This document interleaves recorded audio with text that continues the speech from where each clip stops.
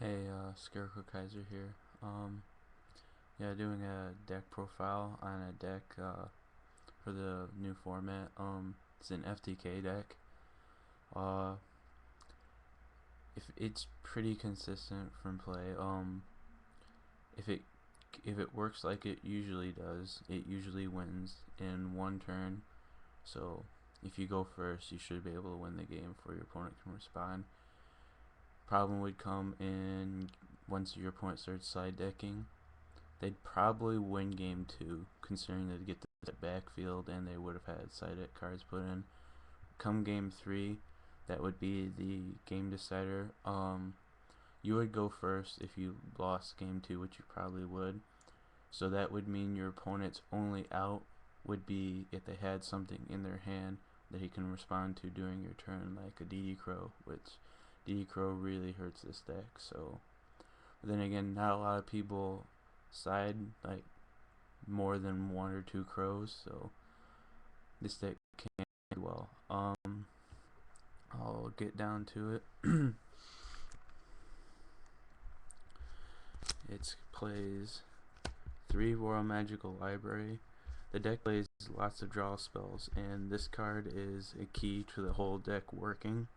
You need to get this card out as ASAP as possible. You want to get him, if you can't draw him in your first hand, you want to just get him quickly. He's basically, you need this card for the deck to work.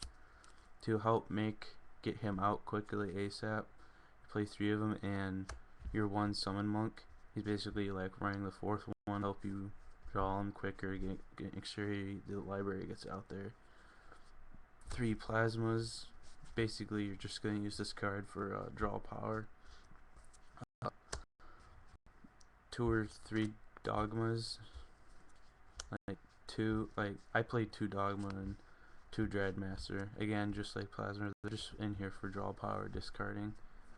3 Thunder Dragons. You use these, they actually work very well on the deck. I didn't think they would at first, and then I put them in. I like them. You're just using them to thin the deck. It gets you a plus to your hand when you discard the 2. Use that plus to make up for when you're taking negatives to keep the draws going. This card works very well. Kinda, I think it's a staple. Plague Spreader, a key to this deck. You need this card for the win. I'll explain this deck a bit more after I go through all the cards.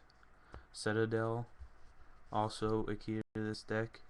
You want to get this and the library out ASAP, because you need to start racking up spell counters as you go along. Really useful. By the end of the game, your goals have about like 20 or so spell counters on this card. Also, when you're going through the whole draw part, when you really run out of options, you always have the option of using up counters from this for an additional draw off library. I played 2 citadels and 2 terraformings. You probably don't need 2 and 2 to make sure you get it. I play 2 and 2 because during the game, playing terraforming to search out a citadel, even if I've already got one out, it's just an easy way to make spell counters, plus it makes it faster for getting them. 1 Toon Table and 1 Toon World, 3 Toon Table. Basically, it produces spell counters, thins the deck, blah blah blah. This deck plays 3 Magical Mallet, pretty required for this deck to work. It can fix your bad hands and produce spell counters. Common plays with it are, once you've already searched out your Thunder King, you can mallet, put some cards back in your deck, one of them being one of your 2 Thunder Kings. Then after you redraw, you discard the Thunder King from your hand, get the one you shuffled in.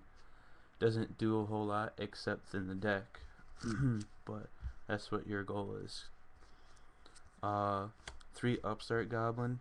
Now, this card does give the opponent 1,000 life points, and you'll probably end up playing all 3 copies of them because you play 3. But it won't really matter because the damage you're going to inflict in the end is way over what you're actually giving them. So, and this card's counter card, keeps the deck going, keeps producing spell counters. So, 3 mallets, 3 Upstart. this next card, it's really up to you to decide. It's between this and one other card. Hand Destruction. Right now this build's running Hand Destruction. It works fine. I probably prefer the alternative choice though, which is Dark World Dealings. Dark World Dealings only draws one, and you won't, unlike this, it won't require your opponent to have a hand, although you're probably going to kill your opponent before they can do anything. But the drawing one instead of having to draw two, it's better, especially for when it's late in your turn and you have fewer cards in your deck. With this, you might not be able to draw two, but the Dark World Dealings, you'll draw one. The Dark World Dealings, in my experience, is better than this. Your 1 allure, 3 trade-in, 1 D-draw. Now, the ban list cut the deck down to 2 D-draws, which I thought would hurt a lot, which it did, but the deck's still working consistently, even with the down to 1 D-draw. 1 card destruction.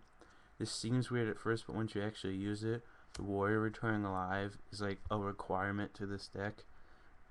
You play trade-in, discard a hero, draw your 2 cards, it's a spell counter. You play Warrior Returning Alive, you get a hero back that you can use as another cost, plus it produces a spell card in the counter without taking negatives. This card is really, really good in the deck. Foolish, down to 1. Kinda sucks that you only have 1, but it still works perfectly fine. You need this to dump the Plague Spray in their grave so that you can win the game later. And they limited this card to 1, which it doesn't matter, the deck only plays 1 of it. Magical Explosion. It's part of the game winner, although half the time you don't even need this for the win.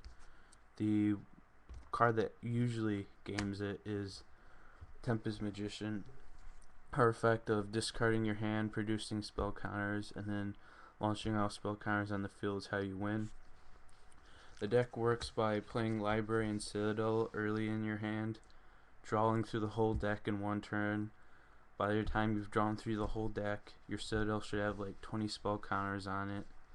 You'll bring back your Plague from the grave, sync it with your lower magical library for Tempest, empty your hand to produce spell counters, use Tempest to launch your like 20-25 spell counters. That should be game already. If it isn't, now that you've emptied your hand, when your opponent draws, you flip over Explosion for about 5 grand damage. So the deck deals well over enough damage even with the upstarts, and it's an FTK. It takes a little bit of practice to get used to it, but it's pretty consistent. If you don't get it off in 1 turn, you're almost definitely gonna lose, but you're taking the risk of winning the game in a single turn. But it pays off for it because your opponent usually doesn't get a chance to stop you from doing it until they start side dicking. Game 3 will be the game to definitely decide, because you're probably going to lose game 2, but game 3, really the only way your opponent's going to stop you is if they've sided in their DD Crow, or if they're weird and somehow sided and discard something from your hand and block damage, like that weird tuner fluff thing. But yeah, that's pretty much it. Little else to say about it. That's basically all. See you later.